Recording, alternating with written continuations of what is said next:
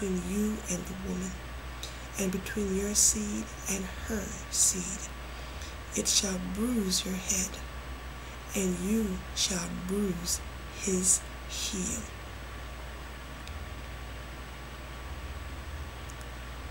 In this instance, the woman is a symbol of the body of believers.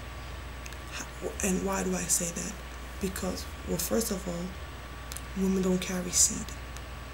So it cannot be talking about that this physical woman is her seed is going to have enmity with the serpent's seed.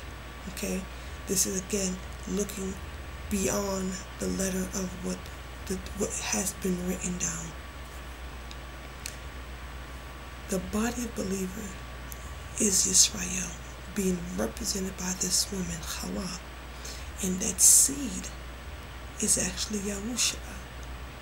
And to verify that, we go back to the prophet Yeshayahu in chapter 65, verse 9, where it says, "And I will bring forth a seed out of Yaakov, and out of Yehuda, an inheritor of my mountain."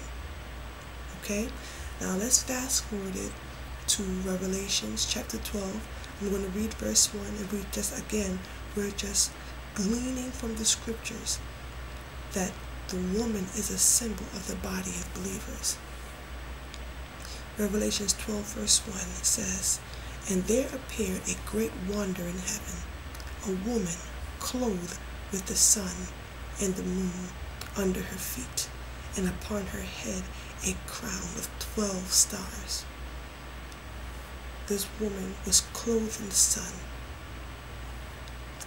standing on the moon as her foundation, and had a crown of 12 stars. Why 12 stars? 12 stars meaning one star representing each of the 12 tribes of Yisrael. Clothed in truth, symbolized by the sun, having her foundation on that lesser light. The greater light we know points to Yah the Father, that lesser light pointing to the Word. So that's her foundation, the woman, the body of believers. Let's drop down to verse 13. And the scripture says, "And when the dragon saw that he was cast unto the earth, he persecuted the woman which brought forth the man-child." Now this is taking us back to before man was created, because when Lucifer was cast from heaven, there were no people living on earth. But once he was cast down and that woman brought forth seed, Hasatan always knew that the Messiah was going to come through a woman. And he began to persecute the woman, or the body of believers. We see that when in the story of the Exodus, when Moshe was born, how the Pharaoh sent a decree that all male children under the age of 2 would be killed, because his soothsayers saw that through Yisrael a redeemer was going to come forth, a deliverer was going to come forth in the man of Moshe. This was just foreshadowing what was going to happen with Mashiach.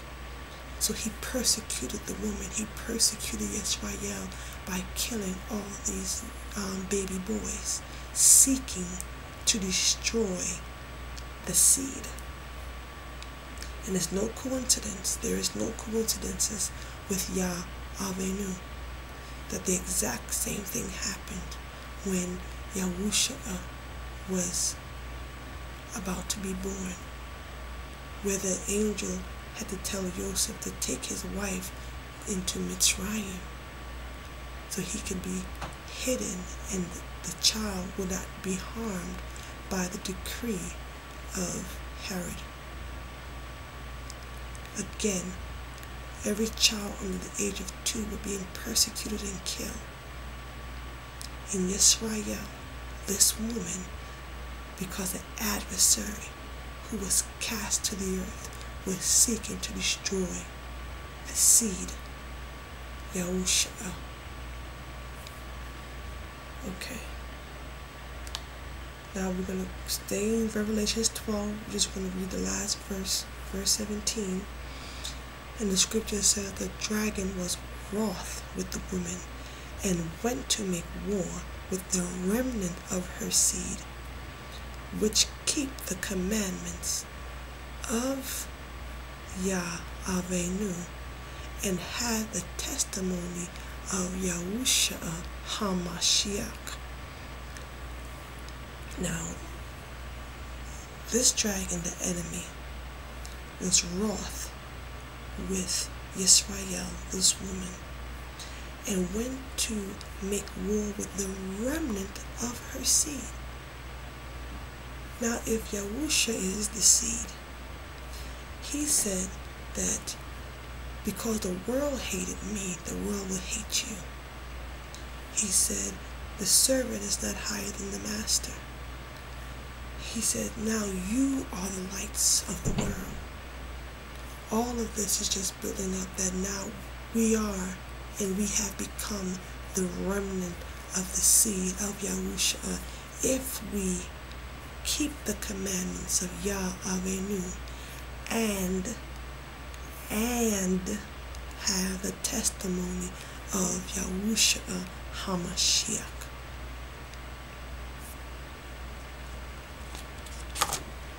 Okay, we're going to turn to Ephesians chapter 5, and we're going to read verse 31 and 32.